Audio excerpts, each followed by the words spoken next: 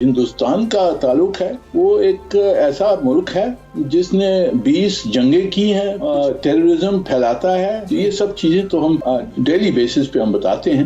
You N S C security council.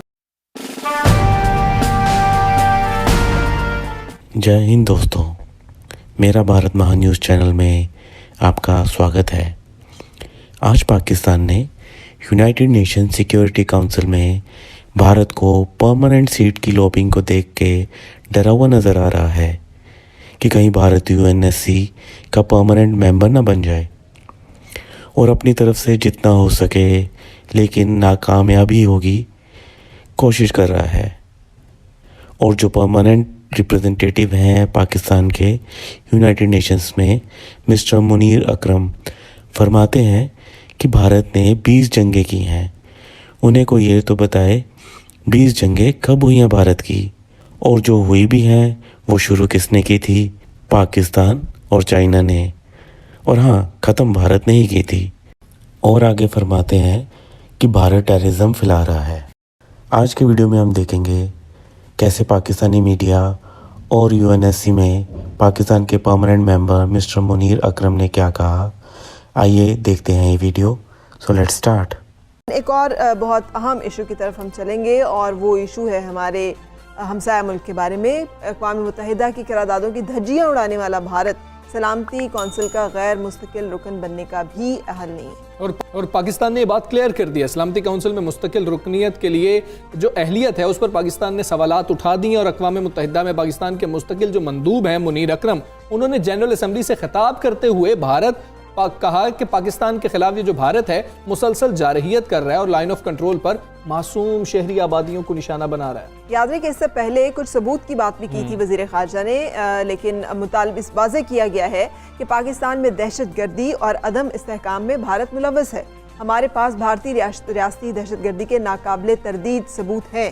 Munir اکرم نے مزید کہا کہ بھارت کو مقبوضہ خطے میں 9 لاکھ فوج کے ساتھ دہشت پھیلا رہی ہے، اور بھارت مسلسل اس کارروائی کو جاری رکھے ہوئے ہے۔ یاد رہے کہ بھارت، برازیل، جرمنی اور جاپان کے ہمراہ یو این ایس سی کے ممبرشپ کے لیے مہم سازی کر رہا ہے۔ بالکل ایسا ہی ہے، اور اسی حوالے سے ہم بات کر لیں گے۔ ہمارے ساتھ موجود ہے اقوام متحدہ میں پاکستان کے مستقل مندوب منیر اکرم صاحب۔ منیر اکرم صاحب السلام علیکم، تھینک یو فار جوائننگ صبح سویرے پاکستان کی جانب سلامتی کونسل میں یہ واضح موقف اختیار کر لیا گیا ہے کہ بھارت 15 رکنی ادارے میں کسی نشست کے لیے اہل نہیں ہے۔ آپ نے اس کیس کو کن بنیادوں پر مضبوط بنایا ہے، اور کیا سمجھتے ہیں کہ پاکستان کا کیس بہت مضبوط ہے؟ جی، ہمارا کہنا پہلی چیز تو یہ ہے کہ سیکیورٹی کونسل میں اور ایڈیشنل پرماننٹ ممبرز کی ضرورت نہیں ہے۔ اس سے سیکیورٹی کونسل کے کام میں زیادہ مشکلات پیش ہوں گی، کیونکہ موجودہ جو حالات ہیں اس میں جو سیکیورٹی کونسل کے پرماننٹ ممبرز ہیں ان کے آپس میں اختلاف کی وجہ سے سیکیورٹی کونسل کام نہیں کر سکتی ہے، اس میں پیرالائسس ہے۔ اگر زیادہ اور ایڈیشنل پرماننٹ ممبرز آپ ڈالیں گے وہاں تو مشکلات بڑھ جائیں گی۔ تو یہ تو پہلا موضوع ہے۔ دوسرا کہ یہ principle of sovereign equality of states کے خلاف ہے کہ کوئی پرماننٹ ممبر بنے اور باقی نان پرماننٹ رہ جائیں۔ تو اور تیسری چیز کہ اگر زیادہ پرماننٹ ممبرز آپ ایڈ کریں گے سیکیورٹی کونسل میں تو جو نان پرماننٹ ممبرز ہیں ان کے لیے ریپریزنٹیشن اور کم ہو جائے گی۔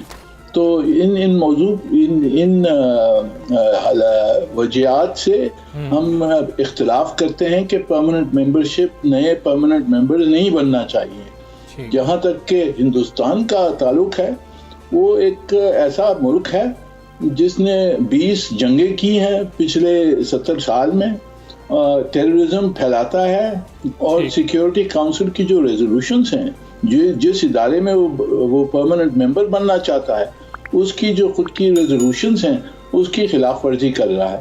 تو اس وجہ سے اس کی تو کوئی کوالیفیکیشن نہیں ہے پرماننٹ یا نان پرماننٹ بننے کی سیکیورٹی کونسل میں۔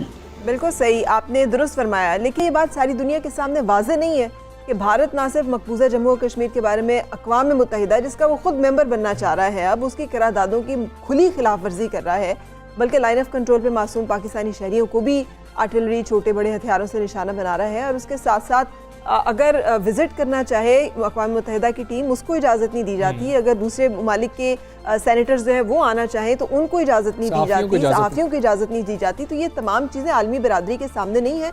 उनकी क्या सोच है भारत की इन जारहाना इक़दाम पर? वो क्यों भारत लॉबिंग करने में कामयाब हो रहा है अपने इन तमाम जिसे कहना चाहिए जसारतों के बावजूद? ये देखें, हम आलमी बरादरी में तो हमने जो हिंदुस्तान की हरकतें हैं वो तो हम हर रोज़ पेश करते हैं सामने, और सलामती काउंसिल को, जनरल असम्बली को, सेक्रेटरी जनरल साहब को, सबको हम वाज़ेह करते हैं जो हिंदुस्तान कर रहा है।